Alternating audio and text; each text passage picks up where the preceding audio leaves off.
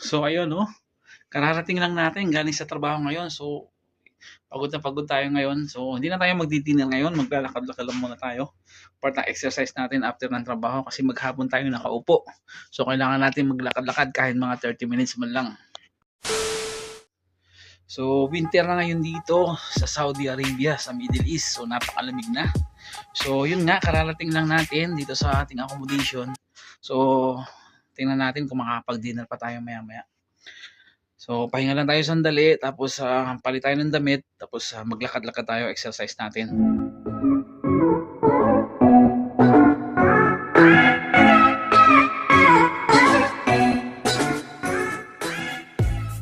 Past 6 na ng hapon dito sa Japura.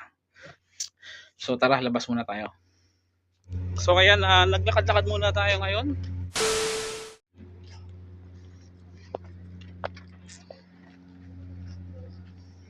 Ayan, ang lawak ng namin. Accommodation. Dito to sa Japura Camp.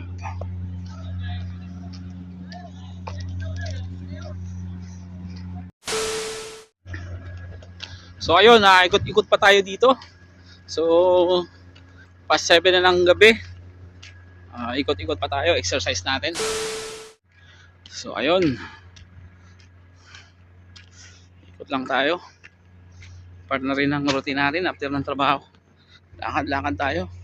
So ang laki nitong camp namin, mga isang ikot na lang nito, parang 30 minutes na. So tingnan nyo naman ang luwag ng camp namin, no? Ito yung camp na napuntahan ko dito sa abroad na ang luwag-luwag. Itong cabin na kulay dilaw sa mga Koreano. So ibang iba yun sa kanila. Yung sa amin ganon, yung mga puti, ayan. Ayan, ganyan yung sa aming cabin. Sa mga Koreano ito. Ayan. Medyo orange. Ayun, anong update sa atin dito sa Japura? So ganoon pa rin. Naghihintay tayo matapos ang kontrata. Hindi pa tayo na kinakausap ng boss ko. Hindi siguro siya aware na matatapos na yung contract natin sa January 6. So anyway, expected naman natin na makakauwi tayo o makakabakasyon o ano pa man. So ayun, hintay-hintay lang tayo. So syempre, hindi tayo papayag na wala man lang tayong increase kahit paano kung i-extend nila tayo. So kaya nga tayo nagpunta dito sa abroad para kumita. Huwag puro dagdag ng trabaho, syempre kailangan dagdag din ng sahod.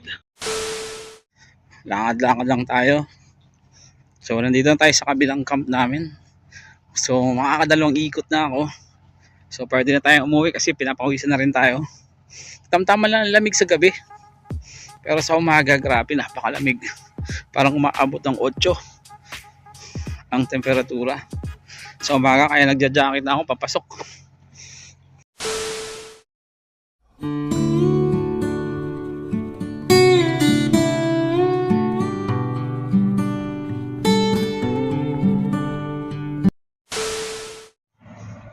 So, plan din naman natin magbakasyon ngayon. Pero, hindi ko pa sigurado kung anong decision ng company. Kung renew ba tayo o pa-exitin o i-extend. So, check na lang natin later pag nakausap na natin yung boss natin. So, ayun, nananaba pa rin tayo ngayon, no? Lalo na ngayon, winter, mahirapan tayo mag-exercise. So, ayun. Kaya hindi na tayo nagdi-dinner ngayon. May isang linggo na tayo hindi nagdi-dinner ngayon. So, avoid na muna natin ang pagkain sa gabi para hindi tayo lalong luwaki. So, napansin nyo, ang bilis ng panahon. Parang kailan lang, nag-arrive ako dito, January 8. So, ngayon, December na. So, ilang days na lang, January na, next year, 2025. So, ang bilis ng panahon. So, isa lang ibig sabihin nun, huwag natin sayangin yung mga araw na lumipas. Focus lang tayo sa goal natin. Tapos, choose to be good lagi. So, lalo na, OFW tayo. Maging matino lang tayo. So, focus tayo sa trabaho dito sa abroad. So, yun lang. So, ayun, pahinga muna tayo dito. Nakadalawang ikot na rin tayo. Tapos past 8 na. So tahimik lang ngayon dito sa camp dahil marami nang natutulog dahil bukas ang aga pa ng gising ng karamihan sa atin mga alas 3 ng umaga. So dahil winter ngayon, bihira ang naliligo ng ibang lahi sa umaga. Naliligo sila sa gabi bago matulog. Para bukas, bihis na lang. So unlike sa ating mga Noipi na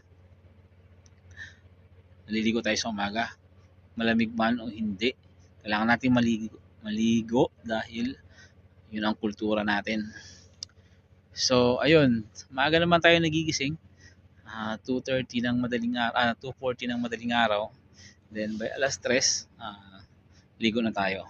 Then after natin maligo, bihis, and diretso na sa mesol kain, then punta na sa bus parking. So doon na tayo tatambay sa bus parking dahil bukas naman yung bus naman natin. Doon na tayo tatambay, tutulog habang nagpupuno ng pasahero. Then pag napuno na, pasok na sa trabaho. So ito lang yung routine natin dito.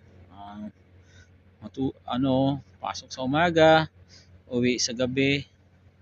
Minsan nga maalis kami dito sa kampo, madilim pa, tapos uwi sa kampo, madilim na rin.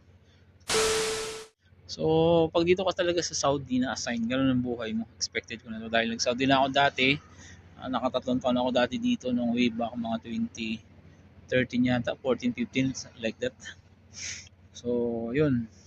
Unlike sa ibang mga bansa dito sa Middle East, like Qatar, Kuwait, saka UAE. So, magagandang ano yan, bansa, open. Saka maliit lang yung bansa. So, magandang environment, open, tapos malapit sa bayan, hindi ka maboboring, hindi ka ma-homesick ka.